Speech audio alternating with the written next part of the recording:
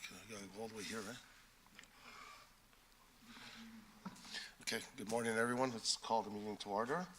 So, number one, approval of the agenda. Councillor Vicente, all in favor?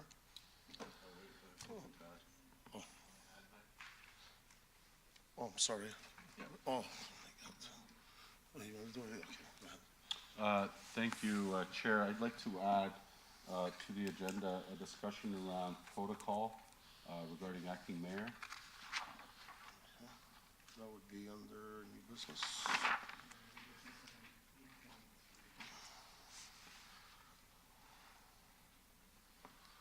I think Councilor Vicente, you wanted something?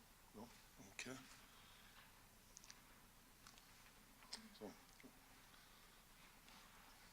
So approval of the agenda. Councilor Maderos, all done. Declaration of interest under the Municipal Conflict of Interest Act. Seeing none. All in favor? Consent item. There's nothing on consent. The following items listed as abstract are considered to be routine and non-controversial by the committee and will be approved at this time. There will be no separate discussion at any times unless a committee member requests it. In this case, the items will not be considered and will be considered a non-sequence of the agenda. Any consent? I see none. Okay, announcement none, delegations none, staff presentation. So 7.1, policy housekeeping proposal on the council office protocol. So that will be the deputy clerk. Oh, any questions? Oh. Yeah. Any questions? Paul? Councillor Williams on the board. Yeah, you gonna do it? Yeah. Sure. Councillor Williams? Your name's on there? Okay. Thank you, through you, Chair. I'm just wondering if we could just quickly chat about page 2.1, 12, page 12. Wait, read the top, sorry. Read the top one. 9.212 of the report, or the... Sorry, through you, Mr. Chair, Councillor Williams, we're on item 7.1. Oh, 7.1, so, oh, I'm sorry, I thought it was all together. Councillor Vicente? The office protocol? So, you done? Yeah, that's on the next one. Councillor Williams? Office protocol? Yeah. It's not the same? That'll be 8.2. 8.2, I'm sorry, Okay. thank you. Councillor Vicente? Thank you, Mr. Chair. Could we request that staff give us an overview of this report? Through you, Mr. Chair. So this report is really a housekeeping report. Committee may recall back in February of this year, committee adopted a new council staff relations policy, and that's attached, I believe, as Appendix B to this report. That is a new requirement of the Municipal Act as of March 1st of this year. And in so adopting that report, there was some legacy pieces of policy and procedure here and there that the previous term council had put in place in regarding a council office protocol that even predated the requirement for this council staff relations policy. In that protocol that dates back to 2016, there is a piece of information in there that's identified as Appendix 1 that speaks about further clarification on constituency records of councillors and information sharing. And staff felt it is still a good, relevant piece of information to help define the boundaries for between councillors as elected officials, their information, corporate records, what that constitutes, and information sharing. Particularly in the current council structure where there are two elected representatives for the same ward boundaries, one a regional councillor, one a city councillor. So staff are recommending that as a housekeeping measure, the Appendix 1 to that council protocol be appended to the new council staff relations policy, and then the former protocol be rescinded. Thank you, Mr. Clerk. And through you, Mr. Chair, on 7.1-6, it speaks about council office staff and makes reference to each pair of ward councillors are assigned 2 constituent assistants for administrative support. Given that we have adopted the political model to override the previous system that we had here, does this need to be updated to reflect that? Through you, Mr. Chair, Councilor Basante, you're quite right. In fact, the council office protocol, save and accept that Appendix 1, which is in the report identified on pages 7.1-4 through to 7.1-7, including page 7.1-6 that you're referring to, is recommended to be rescinded because the council staff relations policy now supersedes that, and that those pages talked about a structure that no longer exists. Thank you. Through you, Mr. Chair. Also, here in terms of role of corporate staff, staff responses to a councillor on specific ward issues will be provided to both ward councillors for consistency. What would happen in the case where a member of council is making a query of staff and do not wish for other members of council to be aware of that query?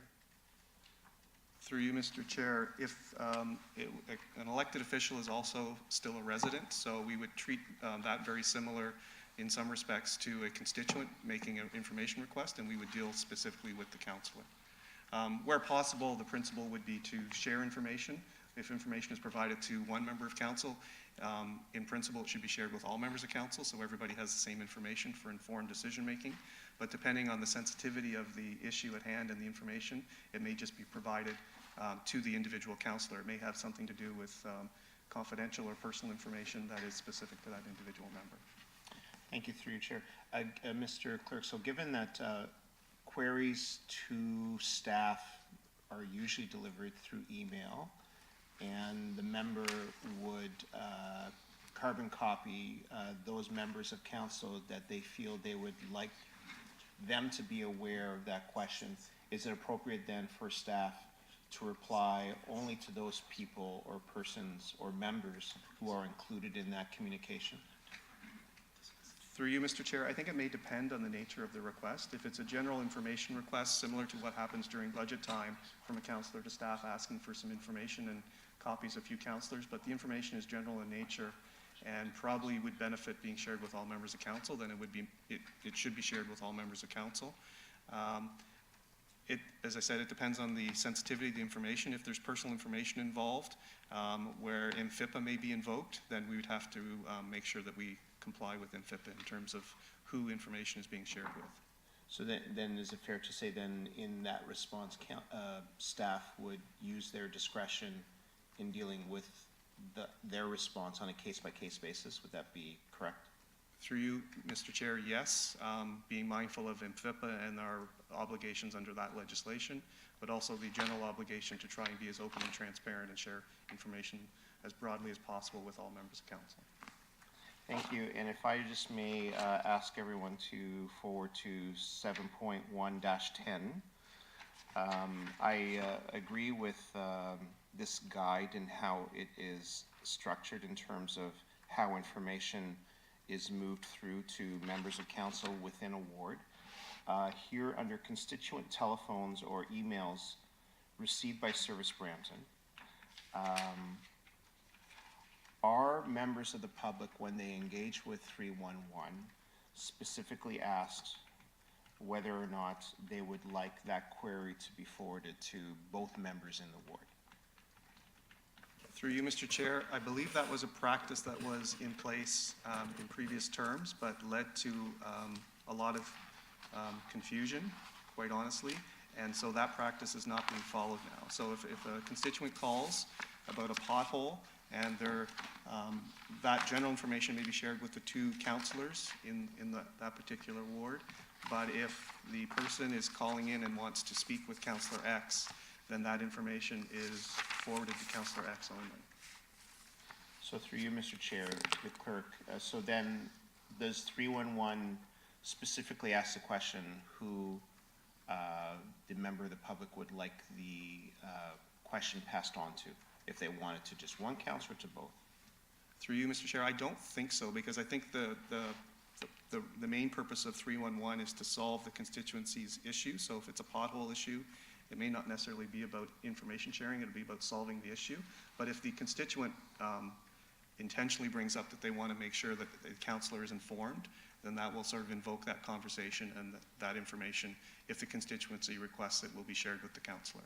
Thank you, and through you, Mr. Chair, that's been my experience over the past 6 months when I get a very specific request for whatever reason the resident has asked to only communicate with myself. I think that that is something that we should continue to respect, and if that can be made clear to 311 staff that, you know, they can respect the request of the member of the public. In all other cases where there is no specific direction by the public, I think it's appropriate for both councillors to receive that query.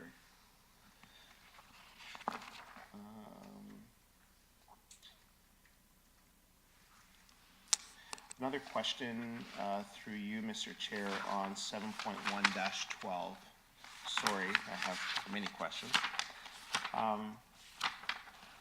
In here it states that all members of council are equal, only council as a whole has the authority to direct staff to carry out specific tasks or functions. Does this take away in any way staff's ability to undertake work that they feel would advance the corporation, and then once they have completed some of the preliminary work, then report their efforts to council at a later date? Does this in any way restrict staff from looking at new initiatives that would make Brampton a better place? Through you, Mr. Chair, I don't believe so, because council already sets its priorities through its term priorities, through its annual budget setting, and there are responsibilities that are already set out in the Municipal Act and other pieces of legislation for the municipality. So staff act on those, and then they bring them to council at the appropriate time for approval and authorization to proceed if necessary. Thank you, Mr. Chair. I have no further questions on this item. Thank you. Can the chair be heard? Okay. Going back to Councilor Vicente there, on the 311. So if it goes to the individual council, does the staff reply to both councilors or just the individual? If the request comes from the constituent, through you, Mr. Chair, and says, I would only like this to be shared with Councillor X, then would only be shared with Councillor X. If Councillor X then takes that constituent request, whatever it may be, and then crosses the line into the corporation to say, I need this actioned, then the information that comes back from the corporation generally would go to both. But what we're trying to ensure is the personal information of that constituent doesn't necessarily need to be shared with both councillors. It's about solving the issue. It's not about providing the contact information. So what if someone only sends an email to me, let's say, the staff should only reply to me. So is that what you're saying? It shouldn't go to both councillors? Or if it's only on the email chain, if there's both councillors, I understand. If there's only one councillor, so what we're saying, it should only go to that councillor. Staff should only reply to that councillor. Through you, Mr. Chair, it depends on the circumstances, but generally that principle should hold true if the email originates, the contact originates through the council's office. Going back to regional, in the past, councillors were never allowed to touch regional stuff. So we had a workshop at the region. It was clearly said that we're not allowed to share regional. I've been asking this for many times. I think any regional stuff, even the regional staff will not reply to a city. Councillor, the only time they do inform to say if there's a water main break or a closure of a road, just in case people call. But other than that, we were never allowed to, and still to today, we're not allowed to share the emails to a councillor under their rules. Through you, Mr. Chair, I believe that is the case at the region, and I'll point you to page 7.1-10, which talks about some exceptions in terms of information sharing. And it does speak at the second last paragraph about regional matters. So if there is a regional matter, regardless of whether or not one or both councillors are identified, it's sent to the regional councillor for follow-up. And the regional councillor, it's a good practice to keep the city councillor informed about regional issues within the shared ward pairing, but it is within the prerogative of the regional councillor. Okay, I'm just worried that, well, the workshop we had, the integrity commissioner said, an email goes to the regional council, he understands we have to send it to staff. But once it goes to staff, it comes to us, it should not be shared with no other regional councilor, no other councilor, because it should be private. And that's what the workshop said, so. Through you, Mr. Chair, I Sharon, believe we'll that's make this- correct, because probably there's personal information tied to that email exchange. Okay. Yeah. So, so again, so the city councilors actually have to send it, like we did in the past, to the regional. Okay, that's good. Thank you. Any other questions? See none? Okay, so we'll go to, the motion, no? Okay, and Councilor Vicente will move the motion forward. And we go to 8 under new other business. This was, sorry? Oh, take a vote, sorry. Sorry. All in favor? Okay, passed. Other new business, 8.1, this is on the councilor staff parking. This was requested by Councilor Dillon. So, yes, Mr. Chair, so there was an email that came from the clerk's office a few weeks ago to members of council that spoke to parking provisions for the councilor staff and parking chits. And that, there was an email response from Councilor Dillon that he wanted to add this item, the discussion of this item, to today's committee meeting. Unfortunately, he's unavailable for today's meeting. So committee can discuss it, we can review the practices that are in place, or if committee wishes to refer this to committee of council next week, or to, we're at the pleasure of committee. Okay, well, since Councilor Dillon is here, what do we have now on the parking? So through you, Mr. Chair, the current parking procedure is councilors do not have a defined number of assistants that they can hire. There is a menu of positions. The staff position and practice has been the current constituency assistants before the new model, they were all provided free parking.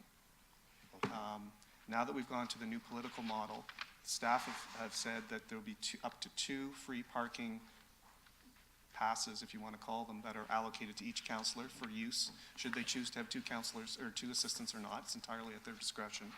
Anything above 2, that person, that third person or fourth person, as the case may be, would be required to pay 50% of the parking, which is the general provision in place for almost all city staff at City Hall and the West Tower parking. So yes, well, we got some questions. Councilor Maderos.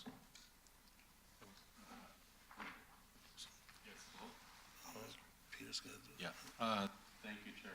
I'm going to move the referral to committee. I just think because this impacts all the councilors and to ensure I understand the rationale behind Councilor Dillon, because, you know, I have a position where I think 2 is enough, but I'd like to hear further discussion, so I'm going to move referral.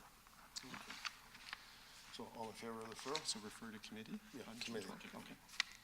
That'll be next, Wednesday. following Wednesday. All in favor? Pass. 8.2. Council through you, communication Mr. protocol.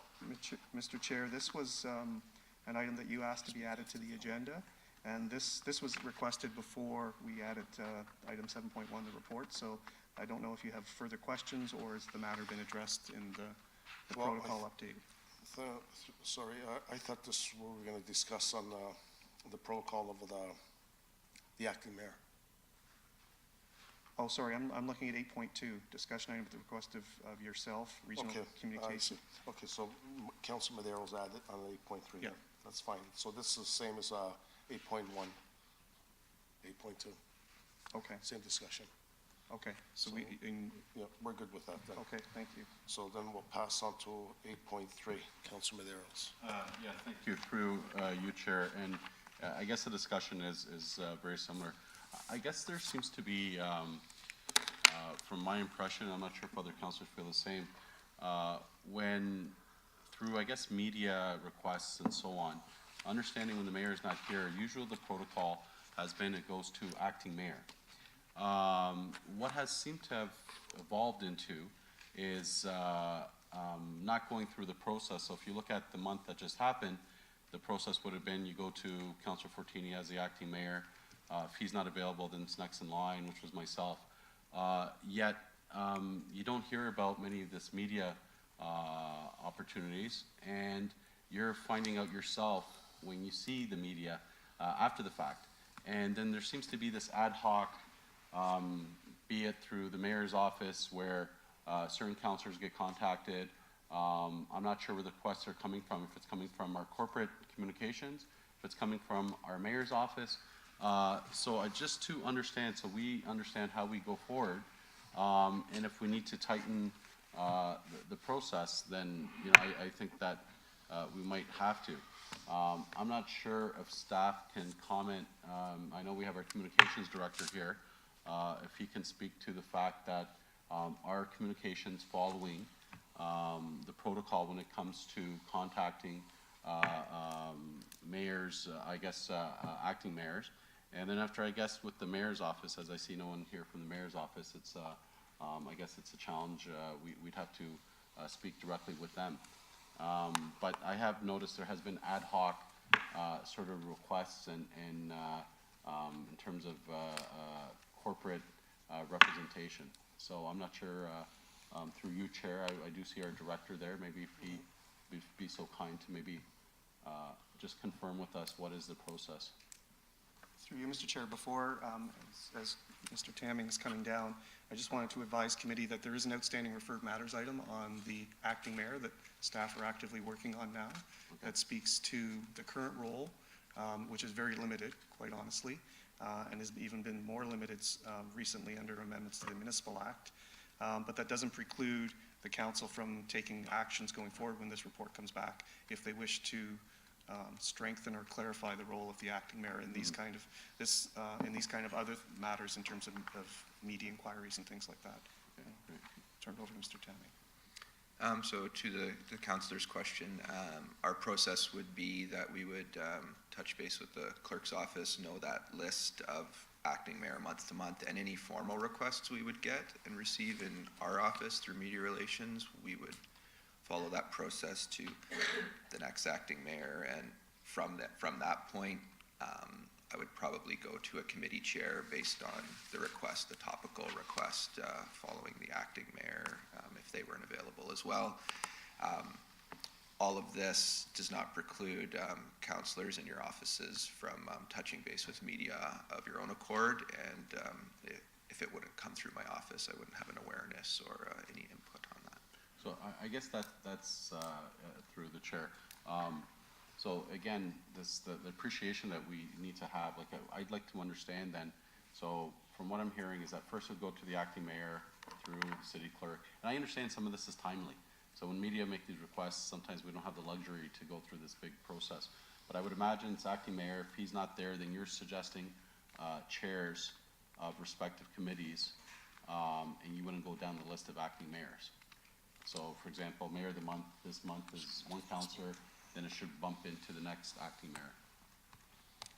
We could do that certainly, and keep going down the list. I guess I'm thinking topically if a matter's transit related or public works related, as far as I'd say command of the file, as far as the council matters go, and leading the committee on the file. I could suggest that, or we can just go straight down the list.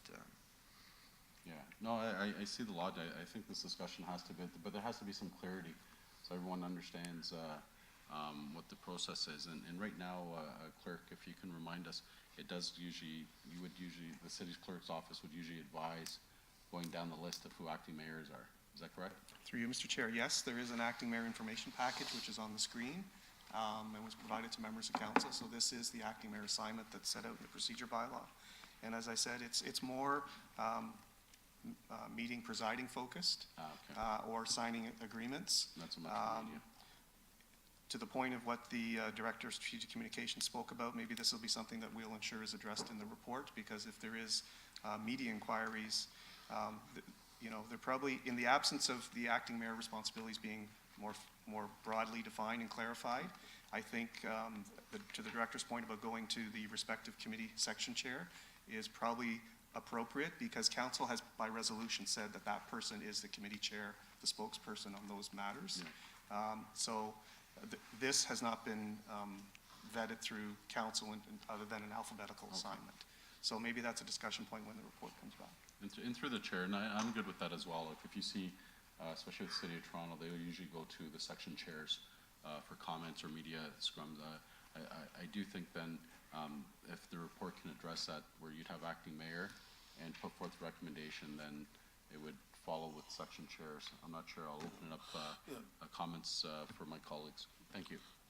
Yeah, and I think as the acting mayor and the chair should actually both go, even though it's the chair, but the acting mayor should follow along. So this month, like I was the acting mayor, I didn't go nowhere. I mean, other people have been, so if I wasn't available, I should go on to the following person, which was, look on the list, was Councilor Medeiros. And if he's not available, then it would be Councilor Palacio. Okay, Councilor Williams? Yes, through you, Chair. You know, I really would, I think what would be really helpful is just the communication around this list as well, even if it's an email sent to everyone at the top of the month, reminding everyone who is the acting mayor. There has been times when I'd be asked to be places and I would be asking who's the acting mayor, and then I would be told, well, so-and-so is not available, blah, blah, blah, blah, blah. But, you know, it would be really nice if we knew at the top of our heads who is supposed to be the person representing the mayor in his absence at the beginning of each month. You know, it's just that communication piece. I think there's a bit of a breakdown, and often we're found scratching our heads around who is responsible each month. And I would also like, it would be helpful as well to have that clarification around what the responsibilities are and what we're expected to do, who's first, who's second, and so on and so forth. So just a suggestion, it would be helpful. Through you, Mr. Chair, this page is on the city's website, and we'll ensure another link is sent to members. And in fact, on all council agendas, we identify the acting mayors for the next 3 months, the current month and 2 months after. And the report that does come back will address the potential for expanded scope, if that's the will of council, for the acting mayor. Yeah, that would be helpful, because it's, even if it's put in a report or on a link, it still can be missed. But if it's the assistance or emailed at the beginning of the month, please keep in mind, here is the acting mayor, then it could be more at the forefront. Just right in front. Thanks. And I agree. I know every agenda, we all have the chairs or the mayors and all, and I thank you for that, Peter, but even us council should respect the acting mayor. And if I'm not the acting mayor and I'm being called, I would say, you know, I'm not the acting mayor this month, Councilor Medeiros is, unless he's unavailable, it just forwards over to Councilor Palacio. Okay, thank you. So, any motion, all in favor of that discussion or no? No, it's just no discussion, right? Okay, be addressed, okay. So, thank you. So then we'll move on to the newsletter, 9.1. That was a deferred matter. That's the mayor's newsletter. Council and mayors, sorry.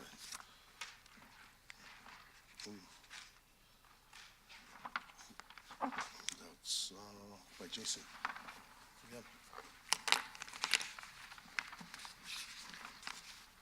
All right, through the chair, our report looks at a few options for councillor newsletters, as well as reporting back on the possibility of the mayor being afforded his own newsletter, and rather than contributing a small portion within the newsletters of councillors, along with other alternatives that might be available, particularly with regard to size, space, and costing considerations.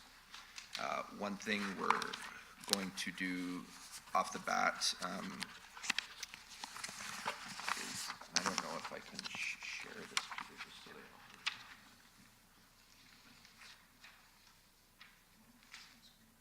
I don't have, this is good, this is just a version of. So there's a current version of the newsletter, your community updates that go out twice a year. And we're looking to give that a refresh of look and feel, a new branding. So you can see that a current one's on the left and what it can look like on the right. And there's a few options. One of the digital PDF options would let you, and you'll see on the second page, embed video content and other aspects that would enable more engagement with residents through that. The three options that we looked at are And here's some of the costing and considerations with each. The first option would look at, so 8.5 by 11 regular size sheet as you currently send out with an additional newsletter for the mayor. So this would cost an additional $71,000 a year. And that would go to all residents, whereas yours are just going out in your particular wards. Secondly, there would be two parts to this version, which is affording additional pages in the current version. So 2A is your current newsletter with a revised size, four additional pages. So in this way, we can expand the mayor's content within your newsletter. You would also get additional content, and that would be an additional $40,000 a year. And so that's if it's included on your 8 pages, or here we're also looking at an 8.5 by 11, 8 pages for each counselor, and then an additional 8 pages for the mayor. Third option is to transition to a digital format. Over a number of years, and we've built in some space for this to happen in 2021, to start working with your offices to do a communications campaign to let residents know we're transitioning this way. Also to build the email lists, which your offices would own. We can help build them through the campaign, and then your offices would own them to distribute these documents. The first version, 3A, note that it's PDF based, and so an option with this is that while we're moving digital and electronic, your offices would still be able to print those documents if there were a certain volume or number that you wanted to print for different groups or community stakeholders. And then 3B is to move fully digital in 2021, and that would be more distribution on an email list, and we can design the content right within the email. Either take them to a website or have the content right in the email, and then you would not have that PDF component to it. So those are the number of options that are available. Our team's recommending 3A, where we move to a digital-based newsletter into 2021. That allows counselors to be mindful of I've even heard in some of my initial meetings with counselors about different community groups, whether it's seniors or multi-ethnic groups that may wish to have a print version. And so this enables your offices to deliver that. Some may wish to, some may not, and the volumes may vary widely. And so we think that this is a prudent financial move, but also enabling where communications are going into the future to move into a more digital format. And so this is kind of how we would get there with council approval in the fall of 2019. So the next newsletter would include, if council wishes, a mayor's newsletter or not, as per your decision. And then in 2020, we would begin communications campaign to support the transition to digital. This is based on our recommendation. That would inform the public of the change and encourage subscriptions as we move forward, and then launch the PDF-based newsletter in late 2021.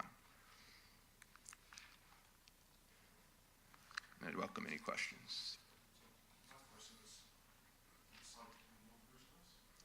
So we This do is an idea. Oh, It's a refresh of the look, Yep. and we can definitely, certainly knowing that there'd be 2 columns for each of Councilors. some counselors agree on a joint message. Some counselors have individual messages, and we can certainly facilitate that. Okay, Councilor Maderos.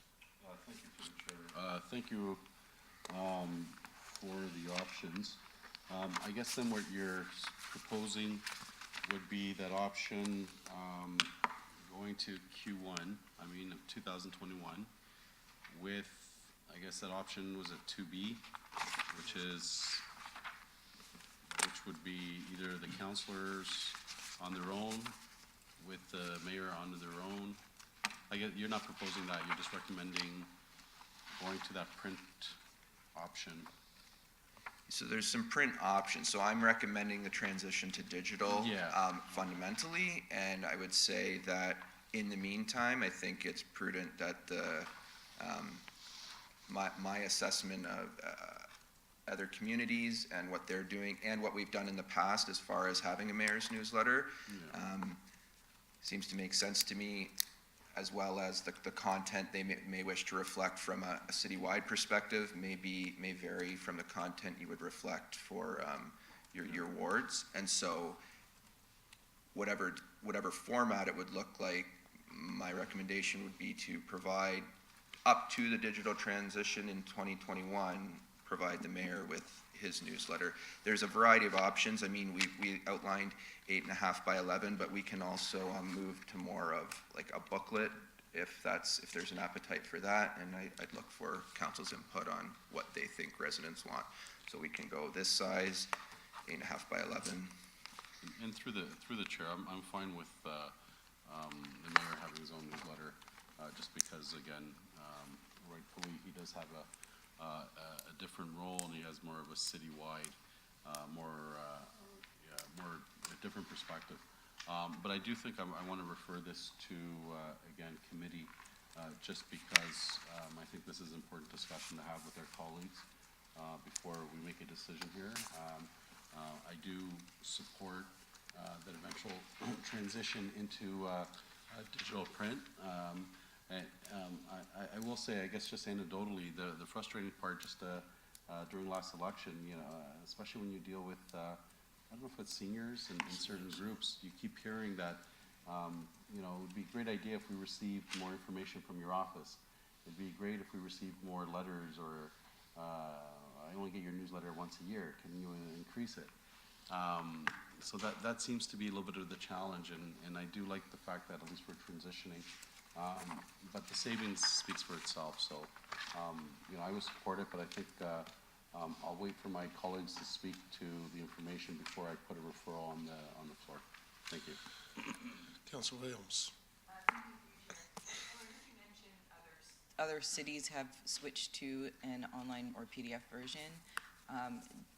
Those cities that have made the switch, or have they gone exclusively to online? Can you just expand on that a bit? I think my comment was in reference to having a mayor's newsletter. I apologize if I... Oh, to the mayor's So newsletter. having an individual mayor's newsletter, and I know Brampton has had that in the past, and just a shift in change in councils has led to changes in that, and a desire from council and the mayor's office to have that or not, has led to differences over the years on that front. Okay, so I'm wondering though if, how residents feel about switching to something that is more digital. Do we have a good read on that? Is there a desire from residents to do this? I have not conducted any survey or research on that. This was simply in follow-up to the feasibility of providing the mayor with a newsletter. If it's council's wish that we'd explore the desire of the community on this front, I mean, that's something that would come at additional cost, but we can certainly do. Okay. Because do you know if Toronto does, if their councilors send out newsletters in Toronto? They do, eh? They do digital. They do digital? Digital. Okay. Because I'm a little concerned with, and I know you weren't saying to strictly do digital, there's an option to do both, but the plan would be to move towards a digital version. Because we don't have a secure media outlet like Toronto has, Toronto do CTV News, CP24, and it's usually GTA, Toronto Focus information that talks about what's happening at Queen's Park, talks about what's happening at City Council. We don't really have that here, so you know, it's not like our residents are able to get constant information about what's happening here at the City of Brampton. So I'm concerned with moving towards digital because we don't have anything else. And I think I wouldn't want to make a shift until we did a study of our residents to know if this is an option that they would like us to switch to. I know the savings are great, but information is also very important, and it's important for our residents to feel like they're connected to what's happening here and that we are constantly keeping those lines of communication open. I think that is probably the biggest complaint that I heard, especially campaigning, that we don't know what's going on.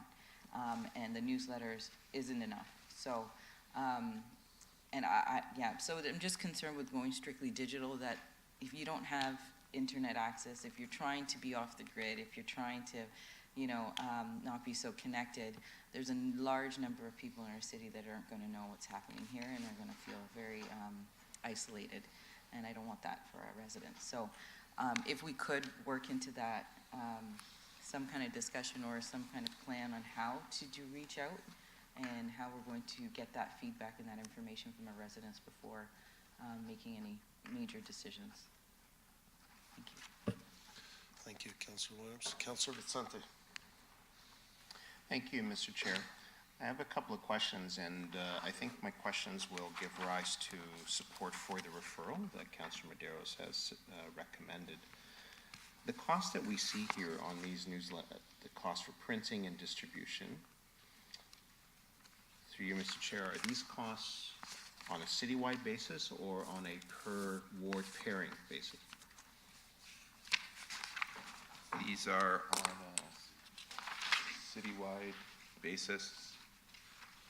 So in other words, when I look at option one and I see the cost of printing at $13,650 and a distribution cost of $23,500, that is to deliver all ward pair newsletters to every single home in the city? Okay. As someone who has quite a bit of knowledge with costs of marketing and the effectiveness in what we call penetration, this cost listed here in any of the options is very effective use of money, in my humble opinion. You will never reach all the residents in the city of Brampton through a digital format, emailed. I would challenge staff to, if they think that, I would love to have a PDF version of our newsletters that I could send out to residents, and I already have that ability. But we don't have the database or the email database to ensure that the information, which is essentially an accountability format, to reach every single person who essentially are looking to the city of Brampton to understand what it is that we are doing here. If staff think, and just a small challenge to staff, and I see our treasurer sitting here in the room, if you think that emailing a PDF would be an effective means for members of council to communicate with residents, that I would challenge the city to create a PDF version of the tax bill and send that to every single resident as well, in order to save on the costs of mailing the tax bill as we do twice a year.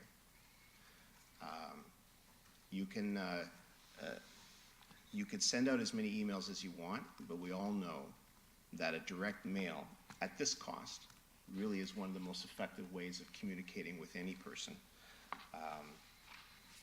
And you know, when residents are looking for constant updates and they want to know what their members of council are doing or their mayor is doing, and I support the mayor having a communication, because in the past I have always received a newsletter from the mayor, as long as I have been a resident here in the city of Brampton and a taxpayer here in the city of Brampton. So I would caution against, while it may seem like we're saving money, we are really reducing the penetration of the information that members of council are seeking to put into the hands of our residents and our citizens and our ratepayers. You're probably reducing that from down to less than 5% of the residents who will actually open that PDF and be informed. So I support the referral, but I also thank staff for explaining that difference, because these costs are citywide basis. Thank you. Thank you. So I guess we have a motion or referral from Maderos. Yes, Chair. So I will put my referral now on the floor to be referred to committee. Thank you. Okay, all in favor of the referral? Pass. So we only need, so we'll just go to 9.2, right? The thing, okay, 9.2, that's the mayor's and council expense policy. So you have a presentation or any questions? So, Mr. Chair, perhaps I could do just a very quick introduction. You'll see on the agenda on page 3 of 4, this matter was discussed at the previous council, Governance and Council Operations Committee meeting in February, I believe it was. There was an amendment moved or introduced by Councilor Medeiros in terms of community funding, and there was an amendment made to the policy. It was brought forward to council, and in the ensuing conversation at council in April, the matter was the whole expense policy was referred back to this committee. For a couple of matters, primarily, I think there was a discussion at council whether or not the policy itself, which is very much rules-based in terms of what's eligible, what's ineligible, should be more flexible. And that's something committee needs to perhaps turn its mind to. But as well, the draft that's in front of you identifies with track changes on all the proposed changes. And in particular, what staff have introduced in this version of the policy, not only the issue with respect to more flexibility in community grants, but also speaks to the overall budget that each councillor now has, which is about $338,000 plus, to allow further discretion that although that budget includes the member's salary, which is fixed, all the other budget elements that make up that $338,000, which includes council office staffing salary, which includes other discretionary business expenses, are all available to the councillors to use at their discretion, so long as they don't exceed that cap for whatever they need within the context of this policy. So it doesn't limit the salary budget to the $199,000. It's the whole $338,000, save and except for the fixed cost, which is your remuneration, which is established by council resolution. So if you wish, we can go through this page by page. If you have particular questions, staff are here to answer those questions. No, I see Councilor Williams on the boards for questions. Yes, thank you. Through you, Chair. So I wanted to look at page 9.2-12. Under the ineligible expenses, section F, purchase of bags, pens, pins, or any promotional materials with member of council's name. So that section, I just wanted to address a couple of things. If we're going to have ineligible pieces or promotional materials, I know there's been a history of either things being approved or not approved, but they're all pieces that are not listed here on the list. And I think to prevent councillors from getting dinged or getting, reprimanded for items, I think the list should be a bit more substantial. So, more items that could possibly be included. So that's the first piece. The second piece, in talking about magnetized business cards, the business cards that we have now, are we able to change those cards? Or do we have to follow the template that is given to us from the city? Just our paper business cards. Through you, Mr. Chair, perhaps I'll start. I believe there was a visual identity program which defined templates and design standards for letterhead business cards. So the business card template is standardized. So was the letterhead template, but I know individual members of council have customized their letterhead. Okay, so is that allowed to customize it or not allowed? Through you, Mr. Chair, perhaps I'll start, and maybe the CEO wishes to speak as well, or communications if they're here. I think the corporation is better served with a standard look and feel as a corporation, but, and from the staff's perspective, the departments all follow the same template established by the administration. The same probably should be said for elected officials to some extent, but I know there's a history and precedent of flexibility on the letterhead. Okay, so if we're allowed to change the the template of the cards, are we allowed to put any personal information, personal emails, phone numbers, or anything like that? Through you, Mr. Chair, my advice would be not to, because those cards live for a long time after a member perhaps moves on to something else, Yeah. and your personal information is out there. Right, so it's These just. are business cards, not and- personal cards. Right. So the purpose of the business card is for your constituents or people you are in contact with to connect with you and contact you here from the city, right? Okay. So if we were to have magnetized business cards on a go-forward basis, I'm just thinking about the cost, because business cards are paper, they get ruined, you're constantly having to replenish them, change them. If we were to be allowed to have our business cards put on magnets and we give those to residents and constituents, there's a likelihood of them lasting longer, right? So I would like to, if we are making the decision, and that's why we're here, having open discussions, around changing, allowing us to have magnetized business cards, whether it is to use the same template that is offered by the city, but it's on a magnet, I would really like to see that be added as an eligible, on a go-forward basis, expense. Using the template that's provided to us. So if I may, through the chair, I just want to acknowledge the clerk's comments were correct. There is a need for that standardization, and while there has been some flexibility around the letterhead to be changed somewhat, we need to adhere to the trademarks on those logos and that we don't change those. In terms of the business cards, absolutely, we should not be changing those. There's a lot of things we need to still need to look at standardizing, including email, signature blocks across the city. There's a lot that still needs to be done, but as much as we need to adhere to that consistency and standardization.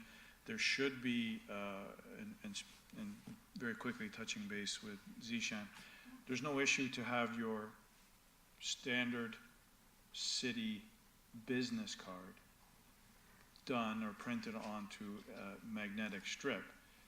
However, whatever that cost would be, I presume would be coming out of the cost center for the various member of council. Yeah. Okay, so through you, Chair, to staff, to be clear, we are able to now put our business cards that have the standard look to it on a magnet and be able to distribute that to our residents or anyone who would like to have a business card that's going to last longer than just a paper business card. Through you, Mr. Chair, I believe now that we're talking precisely about that type of scenario, a business card is an eligible expense under the 6.2, which is on the screen. And if the business card is magnetized, it would still be an eligible expense. And it would fall into that eligible expense as opposed to an ineligible expense because it's no longer a promotional matter, but as long as it is a business card. Business card, okay. Just wanting to be clear, so we can put our formal business cards on magnets and hand those out. Okay, great. So with regards to F, if there are other promotional materials that aren't listed here that should be listed here, are we able as a council to start expanding that list, just so members who are newly elected don't get penalized for something they didn't know because it's not listed here on this list? I asked all my current fellow members of council of how they feel about us expanding the list.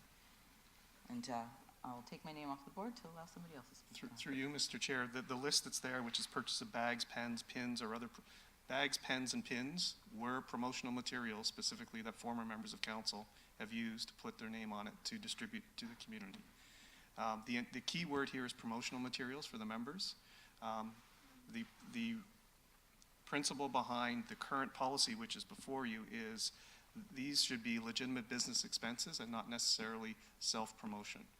So that's why that exception was put in there, that they're ineligible expenses. Now, if committee wishes to define more fully what those ineligible expenses are, I think that would be inappropriate.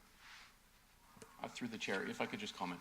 I think the challenge with making an exhaustive list is that there are many, many things that can be promotional materials, mugs, aprons, clipboards. I mean, where does the list end? I think that's the challenge, and speaking to what the clerk mentioned is that promotional materials is really the key word in this clause. It's effectively self-promotion. Anything that's self-promotion with sort of your name on it would be ineligible.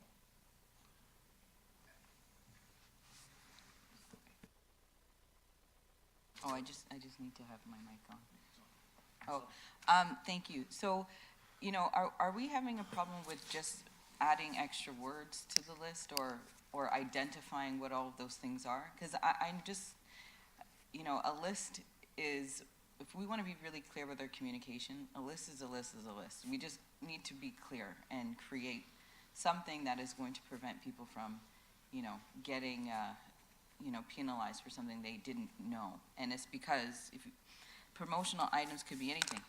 A good example, the business cards, or what I thought was a magnetized business card, had my name and the city email address and the city phone number on it. That was considered an ineligible expense because it was pink. So, it's like where's the clarity on that? You know what I mean? And if we have a list, whether it's aprons, whether it's, cell phone covers, I think it needs to be clear. Whether it's Christmas cards, these are things that council members have had to recoup the cost for. And if it was a clearly outlined, whether if it's another page, it's there, it's people, we can look at it, and it prevents us from getting penalized for something we didn't realize.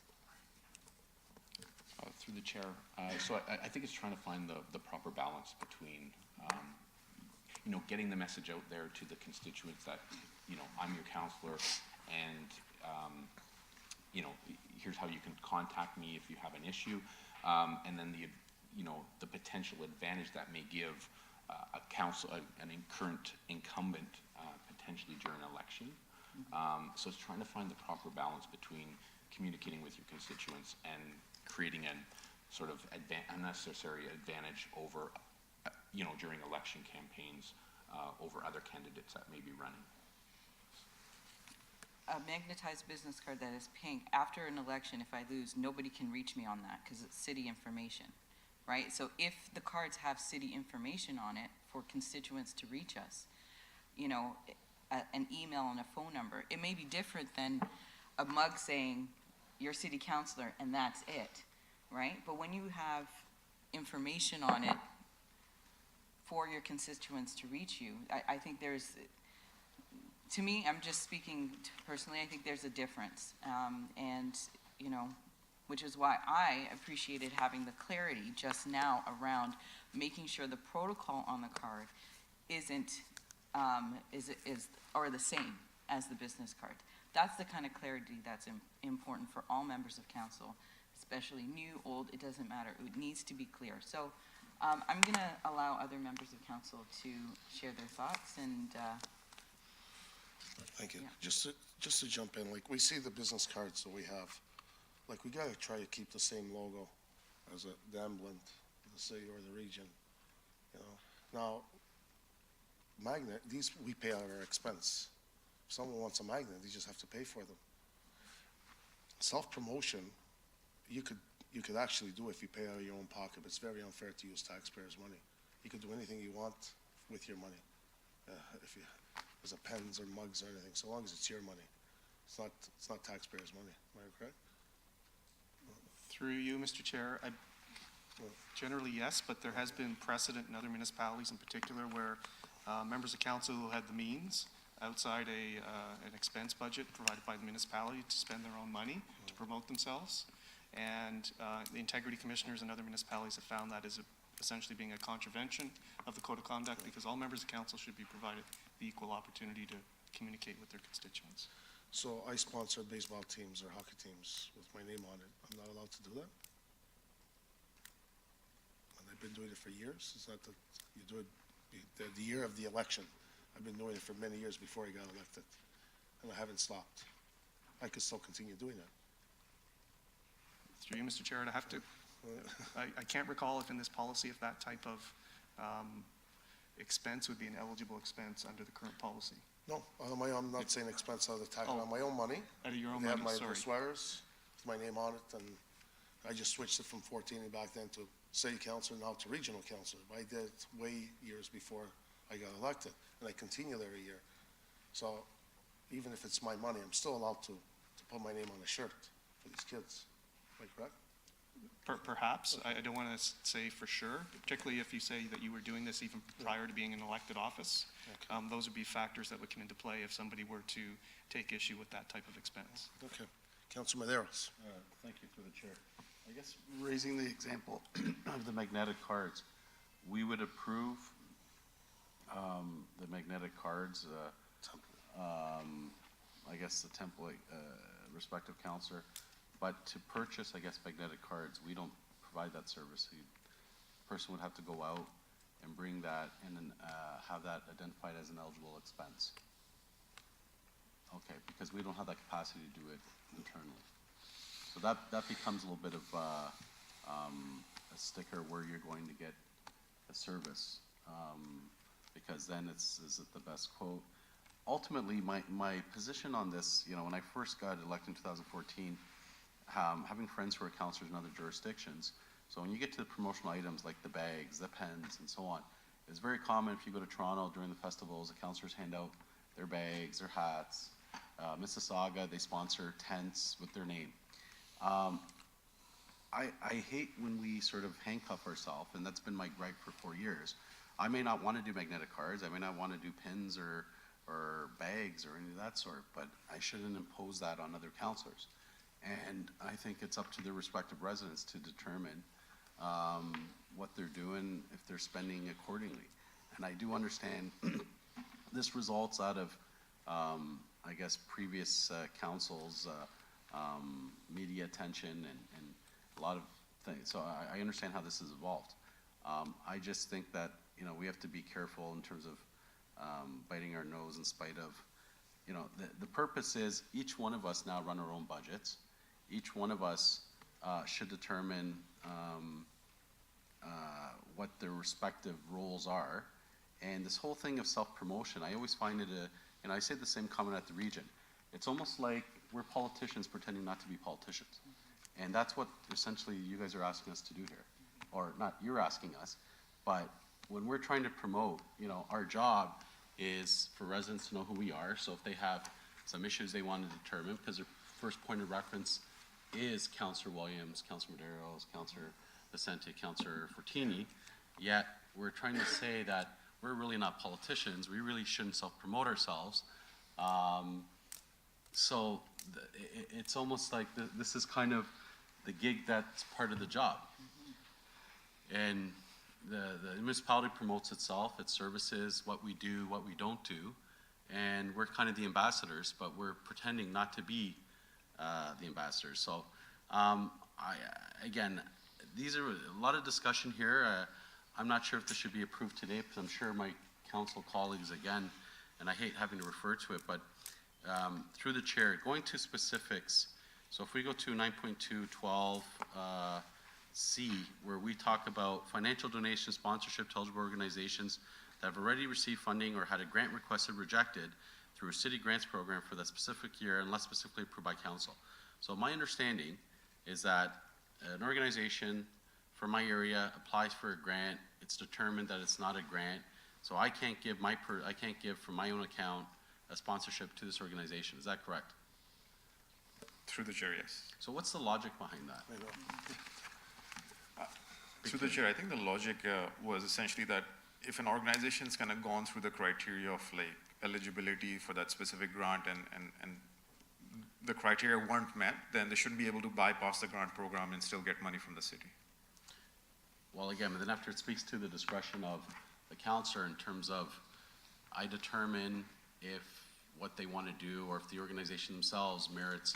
So I guess the basis would be the activity. So for example, if a seniors group from my area wants to do a Canada flag raising, we say no. However, the sponsorship I'm giving is not so much for the flag raising, it's for the organization, right? It's for, because I want to support seniors. They buy their tea, their coffees, they have limited resources. So does this speak to that? Like when we talk about the requirements, so that means I can't give to that organization because their application for the barbecue was denied. Is that correct? Through the chair, that was the thinking behind this. It is actually more tied to the activity that they were applying for, rather than, if it is another separate activity distinct from the one that they had applied for. I suppose And through it's the more chairs, up to council's discretion on that. so how do we have that clarification? So for example, the seniors group that says no to, we say no to the flag raising, but me as a counselor, I want these seniors to keep meeting. I don't want them to be isolated at home. I want them to feel that they can afford to get a rental from our city, our rec thing, and I'm fine with sponsoring it. So I guess it goes to, again, the interpretation and how this is all, I appreciate all the work. I think in general it's good, but the two items that get me is, one is certainly if the city says no, we can't say yes. That bothers me.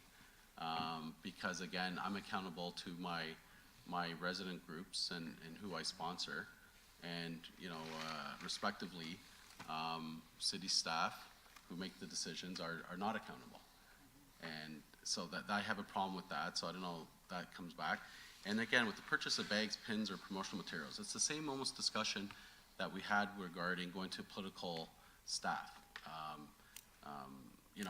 Essentially, what this is basically giving me restrictions, and as a department head or running my own team and running my own, I should be able to determine, and I guess what surprises me here when, for example, if you go back, I guess, to the KPMG report from years ago, when they looked at other municipalities, was this one of the recommendations that came out of it, or is this something that staff determined as a reaction to some of the stuff that happened?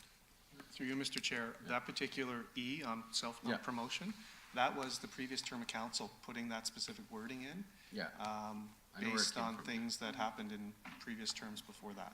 Yeah. So really, it's the discretion of the committee. If they wish to take that Yeah. section out, that's up to the committee and council to decide. Again, this is one of those I'd promote, because one of the issues too that happened from last council is that certain councilors, respectfully, would not be out in the community. They weren't engaged that way. They didn't sell themselves that way. They didn't feel that this was inappropriate. But, I took exception to them trying to tell me how I should do my job. And if any councilor here determines that pins and pens and bags is the best use of their budget, let them be responsible for it.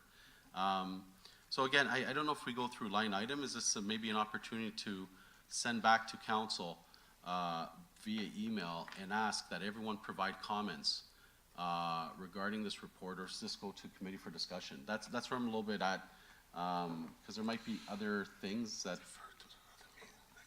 Yeah, I'll wait. I'll open up to my colleagues, but I do appreciate the challenge for this, and I do appreciate all the work.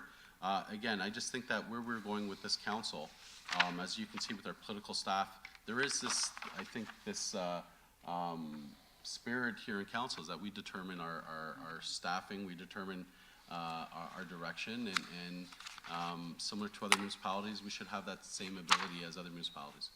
So I'll pass this off to my colleague. Thank you, Councilor. Maybe we could see if we could bring this on September meeting, Peter, so it gives everyone a chance more, or the next committee?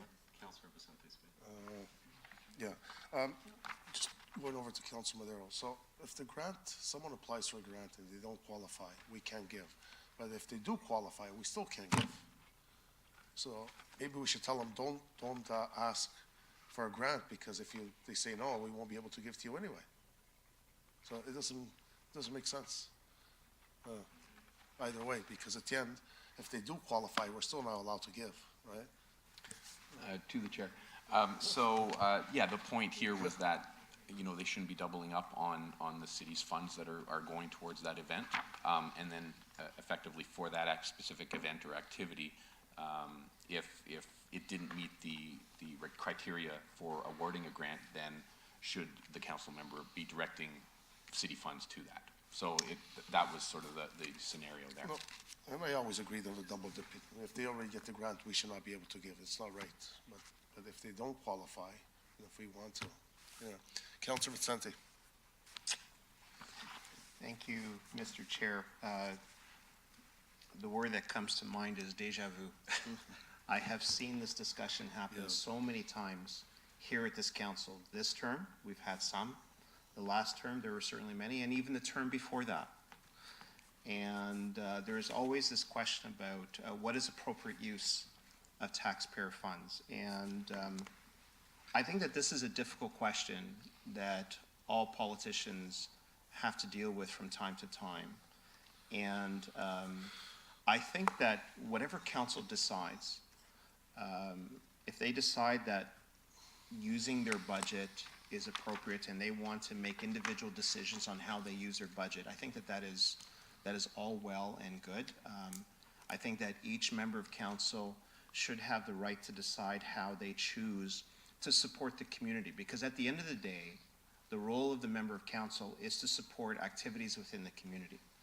I myself, in the past 6 months, have, I'll say, struggled, because our office gets requests from time to time from members of the community looking for support for their events.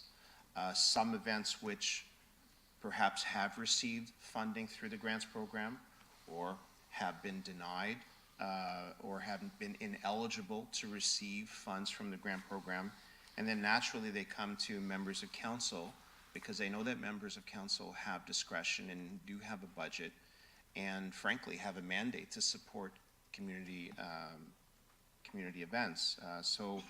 I'm not sure how we can deal with this appropriately. I've always looked to staff to provide within the grants program a funding stream to support, for example, community barbecues or to support very, very small events that we know have an impact. And sometimes residents are just looking, for $100 to $150 to $200 to offset the cost of purchasing meat for their street party.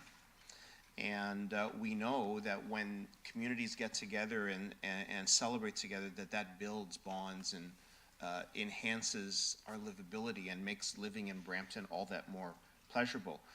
By no means does $150 to $200, encompass the totality of the cost. There's probably an additional $2,000 to $3,000 that gets spent at that event. And so the multiplier effect, if we're looking at the value of the city's investments in a small community event like that, it does have tremendous impact. So I struggle with those decisions when they come in all the time, and I am hopeful that when we get a report back in terms of how the community grants program can apply at a micro level to support community, I think that will be an important piece that may help define these eligible or ineligible expenses. I think that we need to be careful, though, because what I don't want to see now and in the future is members of council approving, shall we say, a relax of the rules, or might we say a weakening of the rules, or perhaps allowing more freedoms, and then use that at a later date for political reasons to attack other members of council. We have seen in chambers here in Brampton in the past where a policy is enacted that allows a member of council to spend, that gives them the freedom to do that. And then within the same term of council, perhaps only a few years later, other members are using that to point, you see how that member is wasting your taxpayer dollars. And I really don't want to see that happen this term or in the future. If we approve as a council to adopt a certain policy and we follow it, it should be fully supported by all members of council and not leveraged later on to, for political purposes. I think that that's very important. I would hate to see that happen again, because then it really does become deja vu and it just keeps happening. Thank you. Those are just my comments.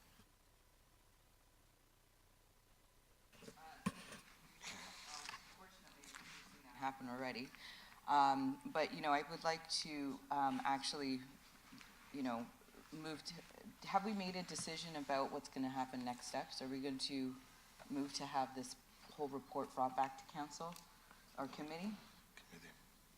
Yep. As far Is as that the what we're committee, yeah, thinking? it'll be coming back to committee. I'm just thinking,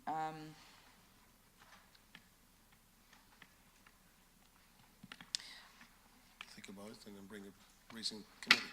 yeah, okay. Well, because I know this has been bounced back and forth a few times. And so I'm wondering if we can, if decisions can be made here in regards to those two pieces, just to have, to bring just items F and C, or sorry, or just this, I guess. Well, you could always reopen it in council or committee and vote on it, because at the end, we all have to vote in council for it. So we're going to move to have this brought back for an open discussion, brought back to council, and a decision be made there. Absolutely, yeah. And then that would be brought back to council, the Yep. amendments? The minutes will be brought back, and then that's when you could reopen it. You can move amendment and have that be. Yeah. Okay, so yes, I would actually like to move to have F amended, or have this section to be amended to remove F, and to, and C as well. What, to remove it? Just to take out that part. Can we, listen. And let's- C to let's- have, Sorry, Sorry, through the chair. So one of the things that we could do, and again, this is, you know, staff have just put forward our best recommendation. We've done benchmarking with other municipalities, but given the conversation that's going here, possibly, you know, as you know, council has a somewhat limited budget to spend their money on. We do itemize all of the expenses on your statements. So, you know, whether you spend it on promotional materials or whatnot, all of that would get itemized. You're responsible to answering for it. What I might suggest, if this is the will of the committee, is that if you see below F there, you have the narrative which pertain more to the advertising in an election year. Is that possibly you could expand the ineligible expenses to occur up until the election year, which would then allow you more latitude during at least the first 3 years of the term of council to get your message out, to be in contact with your constituents, and then only during that period when the nomination period begins, that certain expenses would no longer be eligible. I'm just putting that out there for your consideration, and you know, staff could modify the policy if that was something that you wanted to consider. okay. I. You okay through with you, that? Chair? Yeah, I Okay. appreciate that amendment, actually. I think that works. It puts some boundaries around that. But I'm gonna take my name off the board because I wanna make sure that we are following the plan. But I like that amendment, and maybe that's the amendment we have done to this, and it gets brought to council for further discussion. Thanks. Okay, thank you. Councilor Maderos. So then you propose an amendment, Dave, so if we go to C, I'd move, are we gonna be, my struggle is, I guess, what's the best way, we're referring this to committee. There will be some further suggested editing, or would you like us to put forth an amendment? Like, for example, if you look at C, where it says that eligible organizations have already received funding, I'm fine with that. And I would like to take out had a grant request rejected. So I'd like to strike that out. So I'd like to move that amendment now and vote on it here at committee. And that's fine with you presenting that to Committee of Council as a strikeout that was moved here as an amendment. Is that fair enough for staff? So I'll move that now. Okay. So all in favor? Okay, passes. And then after regarding F, what you're stating is you will add language that will say, instead of striking it out, you will say that we have the discretion, but not in the year of, and you will provide that for Committee of Council to see that possible amendment. Election year. Okay? Is that, that's fine? correct. Yeah. I'm good. Councilor Vicente?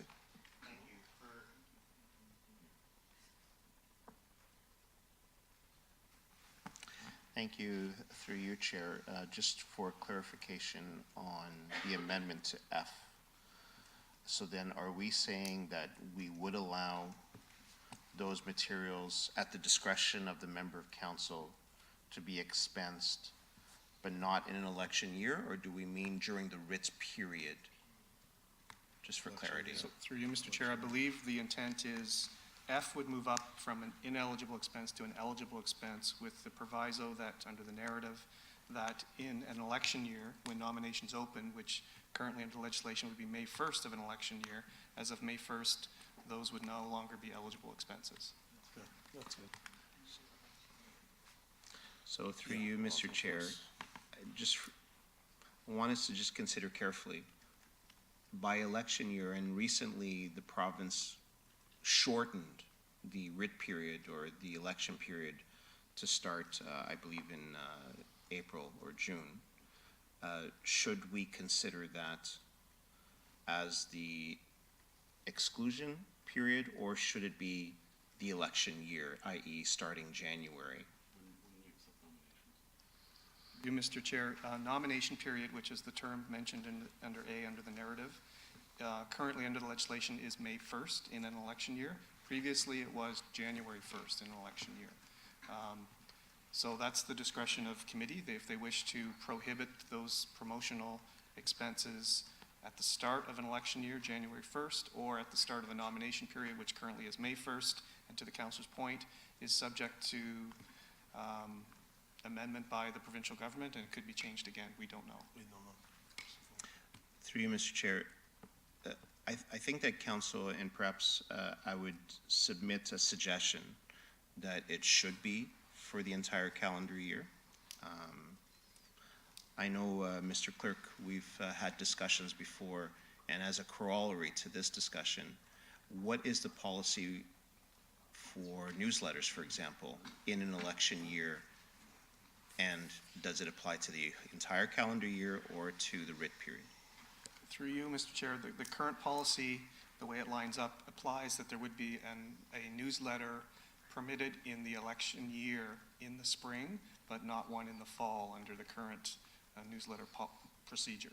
So through you, Mr. Chair, we have precedents here at the City of Brampton where a member of council in an election year can have a newsletter delivered in the spring but not in the fall, because that is naturally the period of the election. And so would it be committee's desire then for, it's a similar time frame for these expenses to be permitted throughout the calendar year but not during the writ period? Would that be correct? That would be consistent. Okay, thank you. So, Motion moved by Yep, Councilor yep. Williams to refer. so we're going to defer this, motion by Councilor Williams to defer this to the next committee. So through you, Mr. Chair, I understand then there's probably at least three motions. One is to strike out a portion of Part C, which is, or had a grant request rejected. Second is relocating the promotional materials from an ineligible to an eligible expense, subject to that proviso of during an election year as at the start of nomination. The third is clarification in terms of the business card being a magnetized business card, so that it falls under the bucket of a business card and not a promotional material. And then the fourth is referring the rest, which includes those, to Committee of Council. Now, is the will of committee to refer it to June 12th Committee of Council or the September meetings? I think June. Well, I guess ask staff. How much- yeah. We can do this today. to be honest with you. Those are fairly easy changes to make.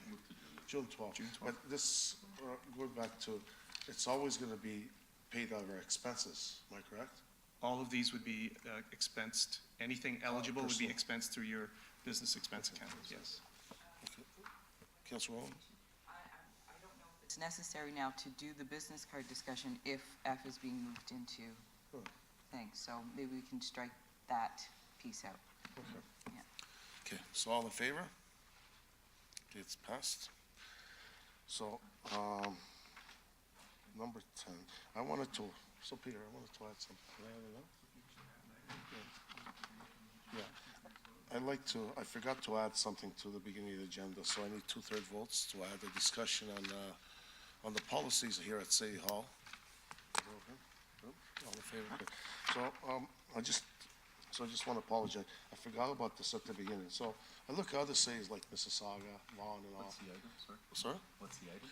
About the protocol that goes on at City Hall here, when a lot of the times that we have any flag raising or all, what happens is all the MPs, MPPs come over and they're allowed, they take over and we're always behind. So I see in Mississauga, looking at their rules, they're allowed to come, we acknowledge them, but they're not allowed to give certificates or speak, because really it is their City Hall. And here lately, a lot of the councilors are saying they're coming over, they're out there speaking, giving promotions, giving certificates, and we're not even acknowledged. So I'm hoping maybe we could bring this to committee or council, because a lot of them, it's been getting out of hand, and I seen in Vaughan and Mississauga the same thing. They don't allow it. We acknowledge them, and I have nothing against them, but at the end, we're not allowed to go to Queen's Park and all and start taking over anything they're here. So through you, Mr. Chair, perhaps I'll start. I understand if you're talking specifically to flag raisins. Well, any It's- events, unless the event is theirs, any events that we do as a city, it should be our event. It should not be others. And through you, Mr. Chair, I believe that's the general principle. It's a city event, and there'll be designated speakers on behalf of the city, whether it's the mayor, whether it's a committee chair, whether it's an acting mayor, or the ward councilors, and other invited guests are there, but generally they should not have a speaking role. Now, that circumstance may change depending on the actual event, but if it's a city event, they're there as guests. I think what has probably happened in the past, and I'm hearing this anecdotally, so I don't have, is perhaps provincial and federal representatives are attending, sometimes unannounced, unaware, and they're requesting to speak. And it puts staff in a difficult situation. So our approach generally is they do not have a speaking role. There is a defined rollout and there's a defined event plan that is provided to members of council, and that's what should be followed. And I agree, because at the end, you know, they come over, and I have nothing against them, and I appreciate our MPs, MPPs are always with us and everywhere. But, you know, you look at other cities, and then they come along, we don't even have that speaking role at all. It looks like all of a sudden they just take over, and we're not allowed to do that there. So, Councilor Medeiros? Yeah, and on that vein, thank you, Councilor Fortini. Where you get, I guess, difficult situations where there's events and there's, I guess, designated chairs for council or for MPs and MPs, and what you find now is candidates showing right up, sitting right at the front, you know, in areas which are reserved. So I don't know, and I understand that the staff's predicament. If it's easier, I want you to tell us how we can help you make your job easier. So if you come to me and tell me right now, we need a motion which states that unless you're elected representatives officially invited by the city of Brampton, you're not allowed to sit in reserved or designated seats. If you, on city events and those things, I think where we get in a little bit of that issue is where you get, for example, community event, which a community organization is hosting, and the MPs and MPPs show up with their certificates and they want to give them, because it's a city, I mean, it's a community organization here at City Hall. They paid their fees, they rented out the space, and they want to recognize MPs and MPs and have them do their thing. I think that's where it becomes the stickler. So I guess to staff, I think the spirit, what we're trying to say is we love the fact that they visit us at City Hall, we love their encouragement, but first, one is the programs become increasingly larger in scope. Second, events which are our city events turn into an MP or MPP thing. And then after third is regarding roles. So maybe comment to staff. I'll allow, did you want to make a comment? Through the chair, we can bring back to the next governance committee an updated council event protocol. So you had that last term, it was called council event protocol. Yeah. We are following it generally. However, as you know, there has been a little bit of flexibility at different events because, you know, there's certain events where political officials show up, either staff don't know how to say no with the staff that are at the event, or there's been events where, for example, we had a leader of a party show up and elected officials present thought, you know what, it is appropriate to have that person speak. So we can bring the protocol back for review and then understand that there needs to be some flexibility on the day of. But we can bring that back to look at sort of what we think are the appropriate roles, which we're generally following. And we can talk about that then. And then part of it also with community organizations is to let them know that if they do events here on City Hall, that, you know, these are our expectations of how time is allocated, et cetera. I think that what I'm concerned about too now as we enter into election period with the federal government, many events you'll see some of these candidates, and again, I respect these candidates, but these candidates are not the elected officials. So I hope that protocol gets addressed as well. And unfortunately, there are situations, there's hasn't been a time where we have one of these community celebrations, I don't see candidates sitting in mixed with councillors. And it puts us in a situation as well, because it almost seems that we're endorsing this candidate or we're supporting this candidate tacitly, and that's not the situation. So I know it's difficult for staff, but I appreciate it. So something will come back with a little bit more teeth to it. Thank you. Because sometimes they sit right beside us and then they tweet it out, and then we're stuck and we end up in a fight between other candidates. Oh, you're supporting us, which we don't even know anything about. And if we're not allowed to do it during an election year, promote ourselves, I don't see why others should do it. Councilor Santi. Thank you. Through you, Mr. Chair, to staff. Do candidates running in either provincial or federal events or federal or provincial parties, is it our policy to allow them use of city facilities for their election events? Through you, Mr. Chair, our policy is silent on federal and provincial. There may be specific policies, for example, for the Rose Theatre in Garden Square, but there is a council policy on municipal election and use of city assets and resources. There is precedent I can tell you, in some other municipalities where they've extended those limitations on use of city assets and resources to federal and provincial elections as well.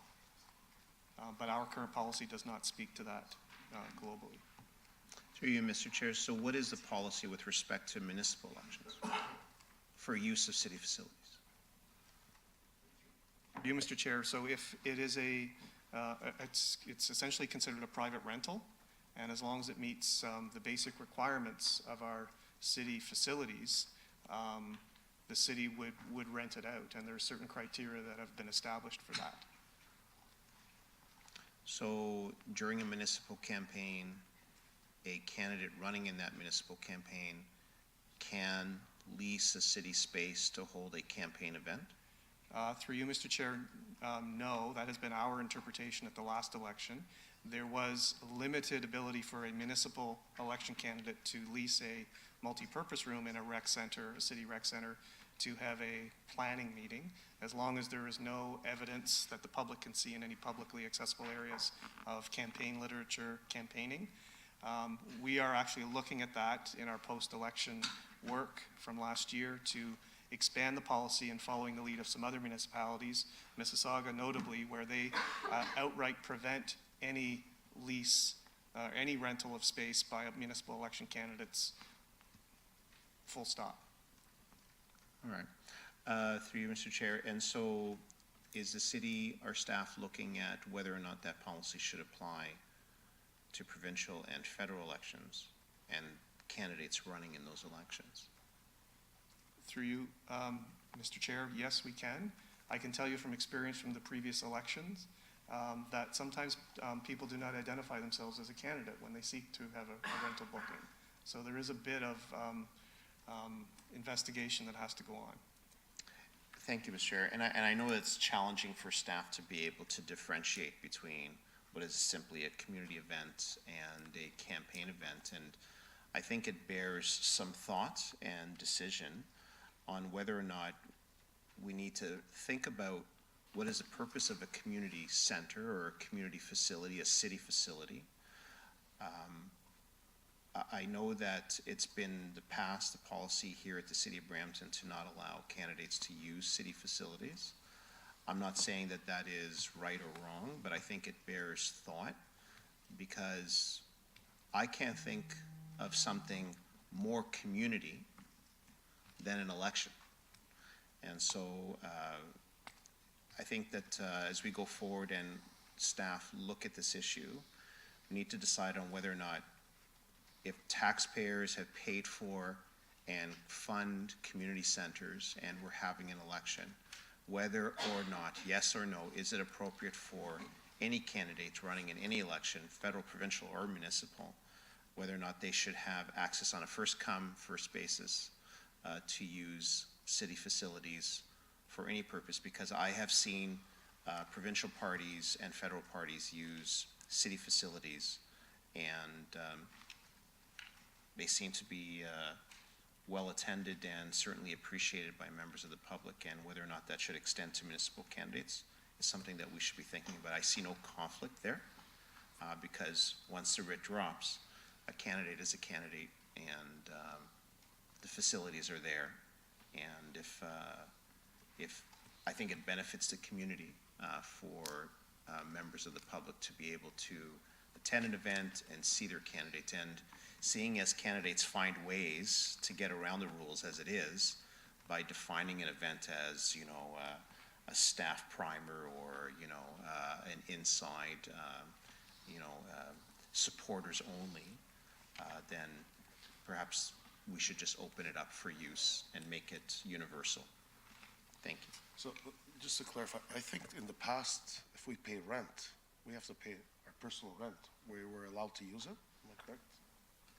Through you, Mr. Chair, if you're talking about municipal candidates, if it was a campaign expense, there was some limited provisions for, treated as a private rental. They pay the fees, they comply with the city's requirements. And again, the other contextual piece, as long as they weren't using that rental as for public campaigning, where anybody coming for a swimming lesson or skating isn't exposed to campaigning, because the Municipal Elections Act is very clear that a municipality cannot make a contribution to a campaign. I can't speak to the federal or provincial legislation governing campaigns, but the municipal election is very clear, and therein there can be no campaigning of any type municipally at city facilities. Okay, so can we look at the policy where we were talking about the MPs in Mississauga, because So I through know the chair, we do they're have a not allowed- draft. Okay, We have a draft with government relations. It's called an intergovernmental events protocol, and it's something we can talk about maybe more quicker than before the next governance committee because of the federal election that's coming up. Councilor Medeiros? Yeah, and through the chair, one thing that is evident as well, and I think when we talked about even the protocol, the mayor's office has to be engaged in this process as well, because I do understand that, you know, they sometimes work in one capacity, and that speaks to, I think, a lot of some of the issues that we've had on who's acting mayor, who's speaking there, you know, so we kind of need them aligned with here at council, so if we can ensure that, you know, you consult with their office. Yeah, I just wanted to add one thing. I remember Remembrance Day. We were marching the parade.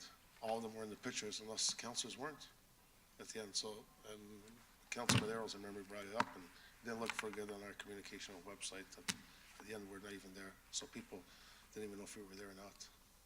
Okay, so we're going to defer this to the next committee. The protocol, event protocol, and the intergovernmental affairs is going to come back. Okay. So either at the September meeting or if we can get it earlier. Okay, thank you so much. Okay, so I don't need a motion for this. I guess to staff, would you be fine bringing it, September? no, not September, end of June or mid-June?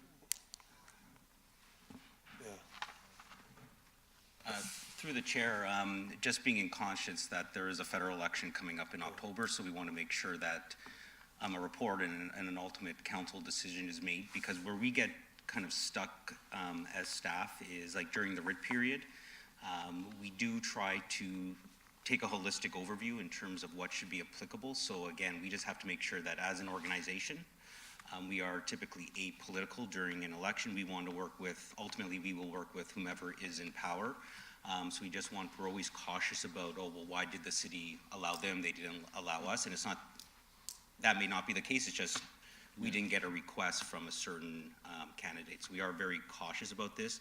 I can appreciate the political sensitivities around this. So I think that it would warrant maybe a conversation sooner rather than later, especially as we get towards the October federal election. So when would staff like to bring this back?